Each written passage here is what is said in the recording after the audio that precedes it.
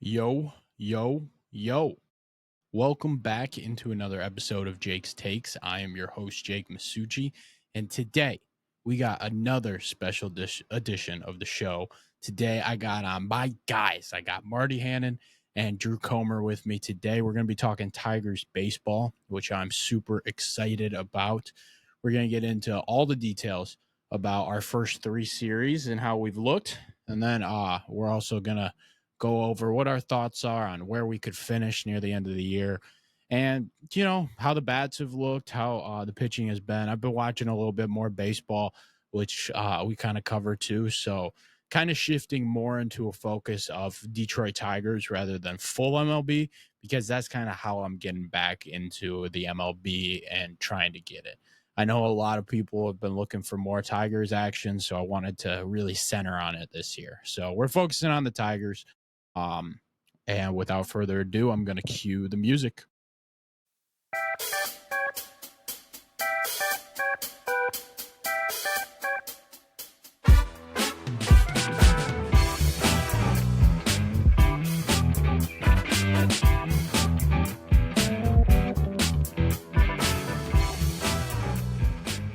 All right. Welcome back into another edition of Jake's Takes. I am your host, Jake Masucci. And today, I am super excited for another edition of the show. Today, I got on my guys. I got Drew Comer and Marty Hannon here with me.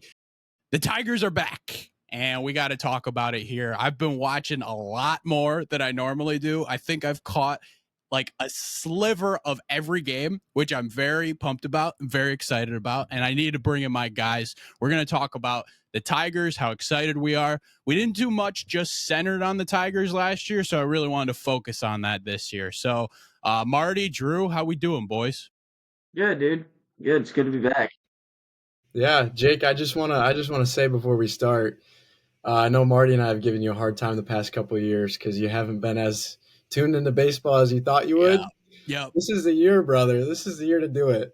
Let's Dude, go. I think so. I think I'm finally gonna get it this year.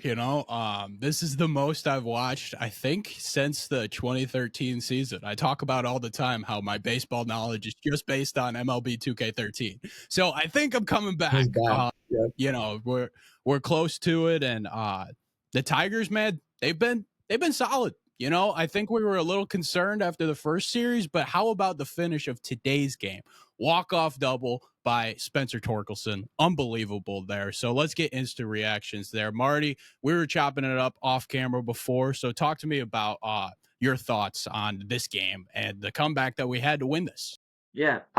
It was great to see. I mean, it's the best part about this team, and this dates back to last year even, is like no matter like what the game looks like, we always feel like we have a chance to win.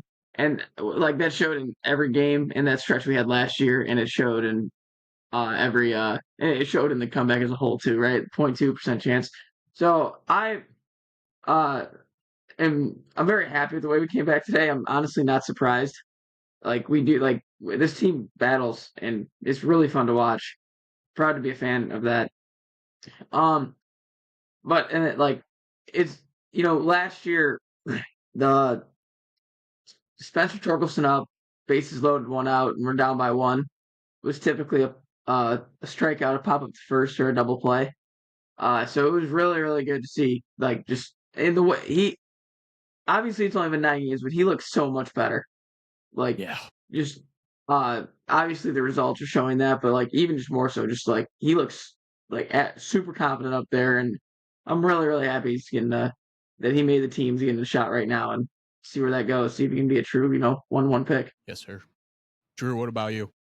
I mean, what a crazy inning. I mean, Mm-hmm. Javi Baez starts out the inning with a base hit, um, a scary ground ball, great contact from Trey Yeah. Sweeney, beats out a double play, and you heard Benetti say it, that could be huge. And Oh yeah, as soon as he said that, we had three straight guys walk, and then Torkelson within the first three or four pitches just laces one to left. So yeah, kind of touching on what Marty said, this is a big step up year for Torque.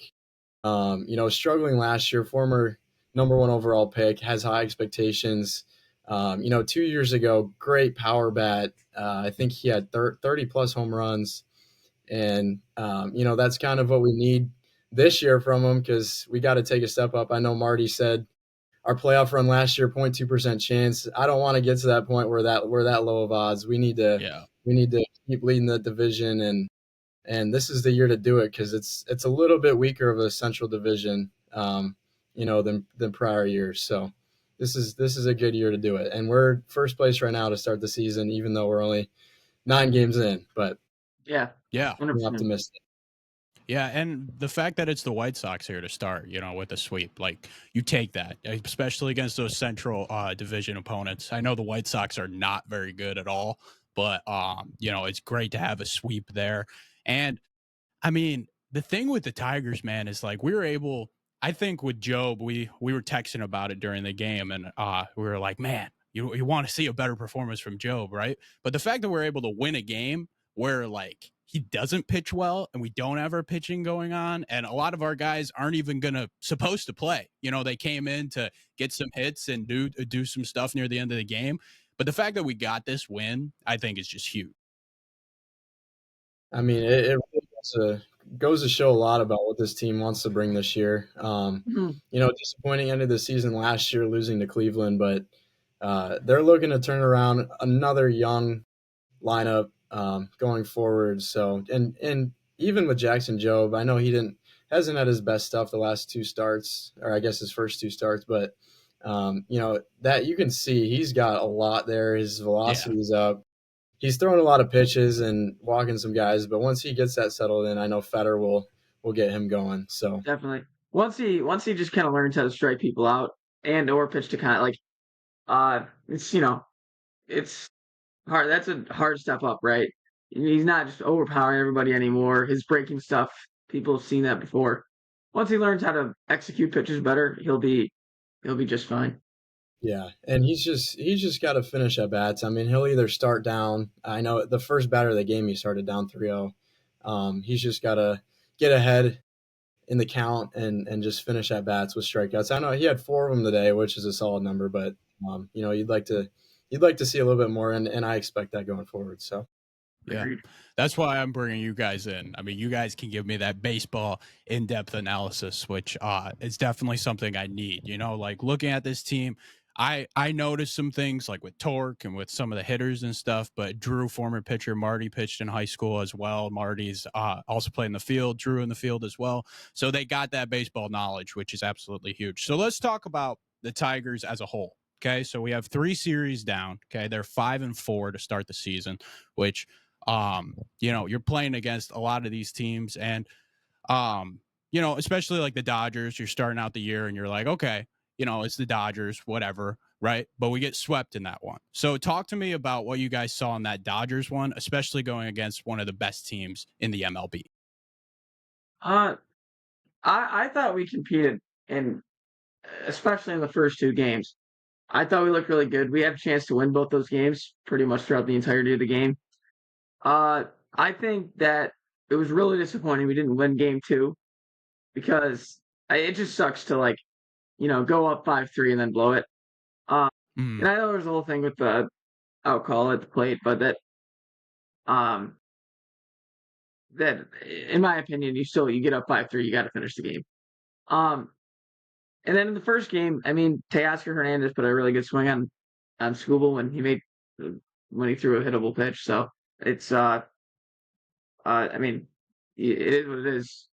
Even the best of the best lose sometimes. So, and then I do think in that third game we played fine, but I think they hit Olsen pretty solid, and I just don't really think we ever had a chance. Like they were in control the whole day, but it was good to compete against the best. I do think there were some moments where uh at times I was worried like maybe the lights were a little too bright, but I think overall, I think in the way we responded, I don't think that's the case. I think we played well and just came up on the losing end more often than not, obviously. Yeah, and a big testament to what the MLB expects of us being nationally televised game 1. And I know you got Scooball Cy Young winner last year, Triple Crown, going against the best team in baseball, the best team assembled that I've seen in a long time yeah. with Otani and Betts and Freeman. That trio is just ridiculous. And, even to and go out then and compete supporting in cast too. yeah, I mean, and Hernandez batting four, hitting bombs to center field off Screwball. Screwball's a great pitcher, and you take one pitch away from that game, and it's another great performance for him. But you can't do that, so he's got to live with it. I mean, he'll be fine. I'm not worried about him. But yeah, game two, like Marty said, was a little disappointing. Going into extras, being up, Flaherty had a solid outing. Not much there to complain about. But when you take a lead against LA, we've seen it this year so far. I mean, they've started out so strong, and I think the Braves were just up on them in their series, and the Dodgers came back. So you just got to finish those games, and we couldn't quite do that. But I'm even with a sweep, I'm not too disappointed with the series. It's the best team in baseball, and you can see. I mean, ever since that, we lost one game to Seattle, and went 5-1 in the And last we 6 games. lost in the one game we lost in Seattle too. Again, was when School pitched, and that's like I just something. As long as he's healthy, I'm really just not worried about him. Um, like him getting off to a slow start's not a big deal. Also in that game, I mean, pretty horrendous mental lapse by Keith, which led to the continuation of the inning. And then also, I mean, another just bad right down the middle from Scooble, which is I think the one thing I think, in my opinion, is what he needs to work on is just when things kind of start not going his way as much, um, not to throw a fastball right down the middle, like to start every like he did that against because if you date back his last three starts, dating back to the last one in Cleveland, he's done that. That was he hit Ramirez first pitch to Lane Thomas right down the middle and bomb. That's what happened. He walked Mookie on three pitches, first pitch to Hernandez right down the middle, gone. And then that I can't remember the guy's name in Seattle, but first pitch pretty much like just very hittable fastball into the gap. Which I mean, if Parker Meadows was healthy, I think that would have been caught, but he's not, so that went better. For sure. For sure. Um, Moving on a little bit, let's talk about some of the hitters for the Tigers. Okay, so I want to talk about like what you guys have seen as positives and negatives in regard to hitting. Okay, so we looked at Torque. He's been 100% positive. I think Carp 100% positive. Are there anybody else like that stands out to you that you're really like impressed with, or somebody that's been like, I'm expecting a little more? I'll start with Drew for this one. I mean, those two guys obviously have had a great start, but I mean, we can't take away Riley Green either. He's Yep. got 3 home runs to start. He's batting 351 and 37 at bats. So you expect that out of him. He's just a great contact. He has been screwed over a little bit with calls too. He's seen a lot of pitches outside the zone called strikes, and I think there's maybe at least 3 or 4 at bats like that. But he stands out to me for sure. And then, like you touched on, and Torque. I mean, Carpenter's home runs have been electric, and we saw that last year too. He's just a great bat, so it's great to see him back in the lineup healthy. Hopefully, he can stay healthy all year, because that's a bat we're going to need going in October if we're going to make a push. Yeah, 100%. Yeah, Drew, I completely agree. That I was going to start with Green too. And so like his stats have been phenomenal. He's been 350 with what is that, 1,071 OPS. Carp's stats are like they're nothing's eye opening, but all of his at bats look really really good. He's driving the baseball consistently, just missing a lot of home runs. So he looks like he could really maybe even have more of a power push than he had in the past. And I agree. I think the biggest question mark with him is is he going to stay healthy? Right? He's always hit, especially against right-handed pitching.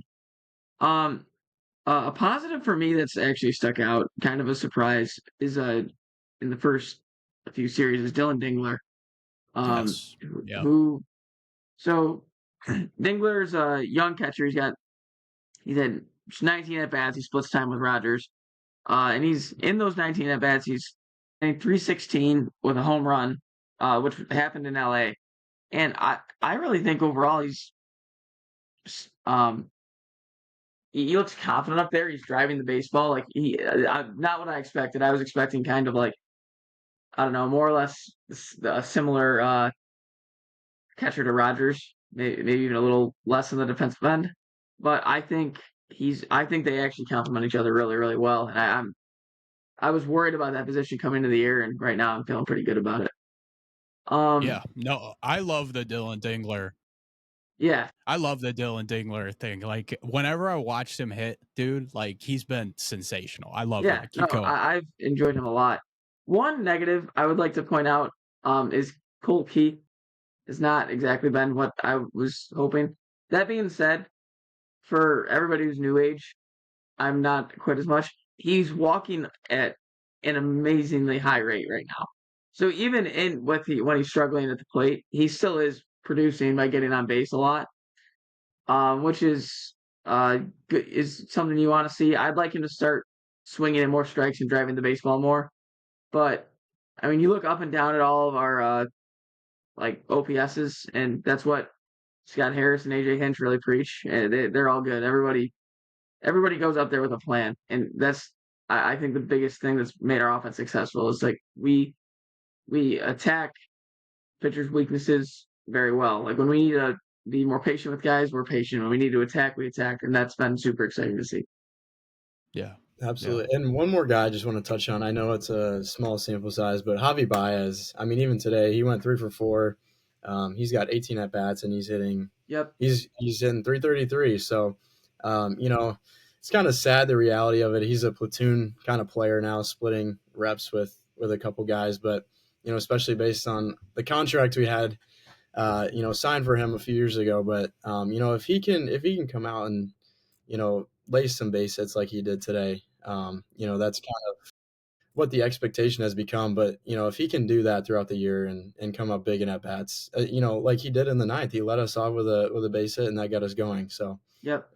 if he can, I mean, keep that up. no, yeah, 100%. And one of the guys too that he splits time with, Sweeney, has also looked very good. So I like again. I think this is a lot of these guys. Their successes, you got to credit Hinch a lot. He does a really good job of putting people in the best position to win games, and I think, in my opinion, Hinch seems excited that he's got what is seemingly that to this point has been a really good core of hitters in Green, Torque, and Carp. We can hopefully rely on every day. And then Drew and I were talking off camera earlier. Um, I sent him just like a couple lineups, like when we get healthy. People forget, like we're missing 3 everyday players right now in Meadows, Torres, and Veerling. So, um, and I know it's probably up in the air if you call Veerling an everyday guy for us, but I think he would be. I think he'd be our starting third baseman, um, for the most part. And I mean, what we're doing in the lineup with all these guys who are just filling in, like Justin Henry Malloy, even like he's been putting up good at bats up there in the leadoff slot too after not making the team and opening day. So I really do credit Hinch for just being able to put people in positions for success, and so far so good. Absolutely. Yeah. My one of the people I work with, Neil Rule, always says about AJ Hinch, he's the best manager in baseball, and I think he's 100% right. I think he's 100% right. But Yeah, two guys I I wanted to agree. ask about, yeah, two guys I wanted to ask about with hitting, was Margot and Ibanez. I don't know Okay, much about either of these two, so give me your thoughts on like these guys and what your expectations are for them. I'll start with Marty here. okay. Uh, so Margot was he was a pickup. He was a late season pickup when to kind of to Okay. fill in for Veerling and Meadows because so I do think Veerling to be our starting third baseman, but he's also an outfield piece too. So just kind of defeats some outfield depth. It looks like Hinch is using him primarily against lefties. Uh, Okay. so he's another one of those like kind of platoon guys that can hit left-handed pitching pretty well. And I came in with really no expectation. He's been just like you know a pretty mid-level player his whole career. Um, and like kind of seemingly in some sort of I don't know if decline is the right word, just like kind of not like he wasn't that impressive last year. Okay. But I think he's been good uh, for us in what we need him. I don't know what his future with us looks like as guys start coming back. But I've been excited about him. And then I'll let Drew touch more on Ibanez, but Ibanez has struggled to this point so far. But I mean, he had some big at bats for us last year, including the triple against the Yeah. Astros. It was really what propelled us in that win. He's another guy that's supposed to be like kind of our uh, platoon guy against left-handed pitching because he's I'll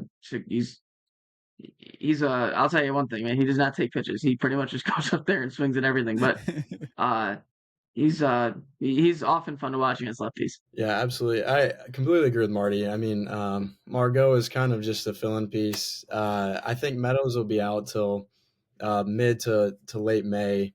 At Okay. the earliest, we just put him on the 60-day. Yeah, I'm pretty sure. So I mean, he's been a nice fill-in piece, like Marty touched on against lefties.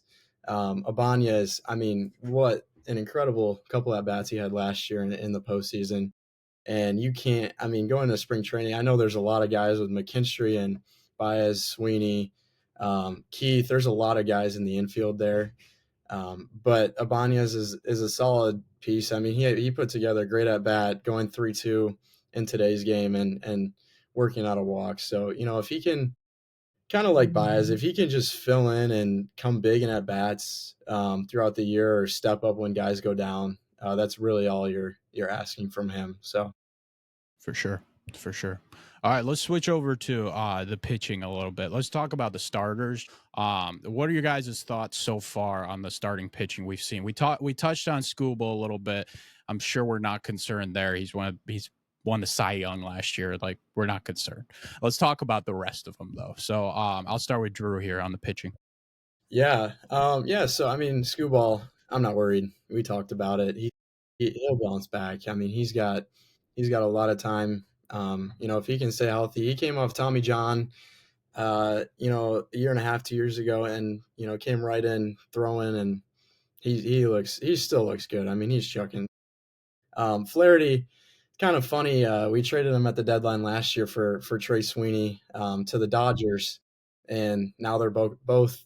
He's back with us, so kind of funny how that worked out. But he great season for his last year. He kind of signed him, knowing that when he came from the Cardinals, he wasn't. He looked really good, struggled with injuries, and struggled. He lost some velocity, but now he's back at the level that you kind of expect from him. So I really liked, getting him back. We needed a 1-2 punch and we got it back. And then going into the rest of rotation, Casey Mize, just absolute gem. The other day, I think he threw 5 2/3, scoreless, one or two hits. And, that another guy coming off Tommy John that, if he can stay healthy this year and be a good 3 or 4 guy in our rotation, I love him. Another former number 1 overall pick. Yeah, So he's my guy. He's one of my yeah, favorites, dude. I yeah. love him.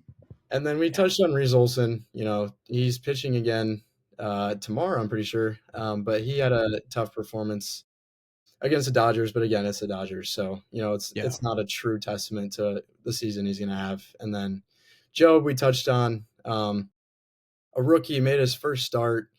Early on and just had his second one today. And he gives up runs. His pitch count has been up a little bit. We'd like to see him go a little bit further in games, but I think Chris Fetter, our pitching coach, will get him going. He's been a great, mentor for some of the younger guys, including Scooball, over the years. So, yeah, I mean, spring training, we saw a couple other guys. Matt Manning has been up and down with us. I think he's in AAA right now, but there's keeping our guys healthy in the rotation. We saw last year having to go to bullpen, a lot, which is unconventional, but it worked out for us. But you can't always rely on that strategy. So we're going to need our top guys with Scooball, Flaherty, Mize, Olson, and Job to really get us going. Marty, you got anything to add? yeah. I was just kind of going through stats of guys, and I mean, Drew gave a good summary on everybody. The only guy I really do want to highlight is Mize because there's similarities to Torque, right? There would always be noise about how our 2-1-1s have kind of at this point been bust. Yeah. And I mean, Mize has dealt with a lot of injuries, which is not an easy or fun thing to deal with. So him coming in healthy now, I just want to highlight. So in spring training, he had 19 innings pitched. He only gave up 11 hits and 4 runs, and 25 strikeouts. Those are really good numbers. So that's like sustained success there. In his last start, So he went 5 2/3. I was really hoping AJ was going to let him finish out 6, but Yeah. I get it. Yeah, he's on a pitch count early in the season. But he gave up 1 hit, 3 walks, don't love, but still, I mean, that's 4 base runners is not bad, and 6 strikeouts in that 5 2/3. So, I mean, that um, obviously in the ERA of 0, no runs were given up, and a .71 whip. Though, like, he's not obviously going to sustain success like that, but he looked really, really good.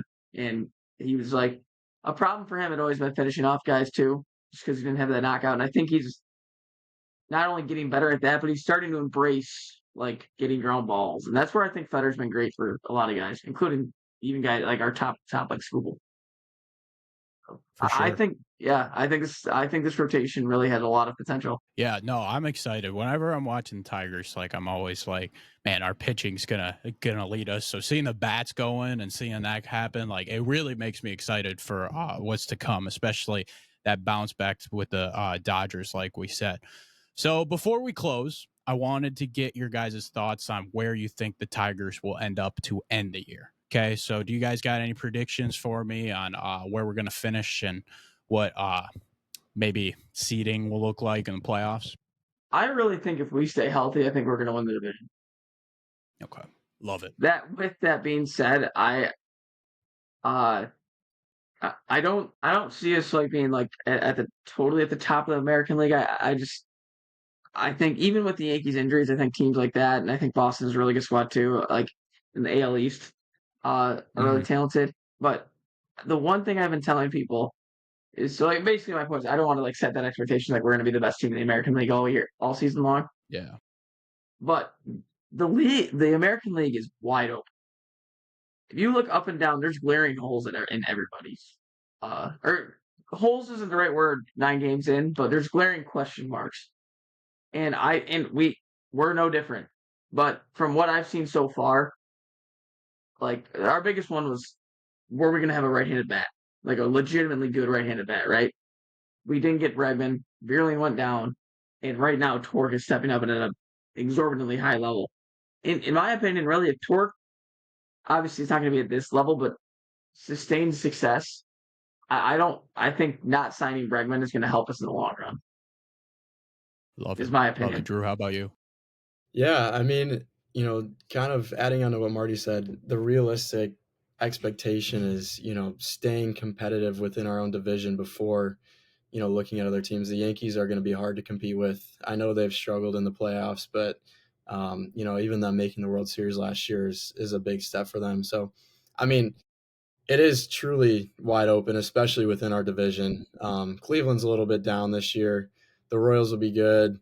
The Twins are a little more down than usual, and then the White Sox are. I don't have any They're pretty expectations for abysmal. them. I mean, there's Yeah, they I mean suck. it's been a rough watch the last couple of Yeah. years for the White Sox. So, but outside of that, I mean, if we can go ahead and get in the 90-95 win range and come away with the division, you look what we did last year in the wild card round against Houston, a very competitive team, well assembled, solid pitching, solid lineup last year, and we put up a fight against Cleveland. We were right there until Scooball gave up that big home run in, I think it was Game 4.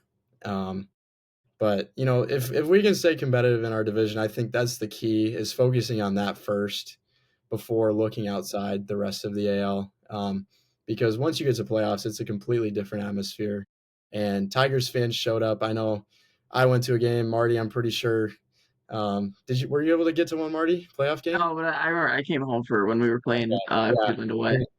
Yeah, electric atmosphere, and just bringing that back to the city and hopefully repeating that success this year. So Yes, sir. Yeah, yeah, and uh, I think we also handled that really well because I mean we took Cleveland to we took that series to distance, right? It went 5. They were the home team and they won on a big hit. That's I mean I don't really that's baseball, right? That wasn't like we in no world were we dominated. And right and honestly, even after getting swept, I don't think like in the first 2 games I didn't feel we were like dominated by the Dodgers. We were dominating the result, so which you would like to see. But it's also it's game 1, 2, and 3, not 163, 4-5 in October. So Mhm. I think we can compete with anybody. I think we've shown that, and especially in the American League. So I think the sky's the limit with this team. And again, like Drew said, like you get into the playoffs, you never know what's gonna happen. Love it. I love it. Well, one of the knocks on Jake's takes has always been there's not enough Tigers content. So, I wanted to get this out there. I wanted to get a Tigers driven show. So, Marty, Drew, I really appreciate you guys coming on. Absolutely. Yeah, Thanks of for course. having us, as always. Yes, sir. Yes, sir. Well, that's going to wrap up the show for today. Thank you guys so much for listening, watching, wherever you're at. And I'll see you guys next time. Peace.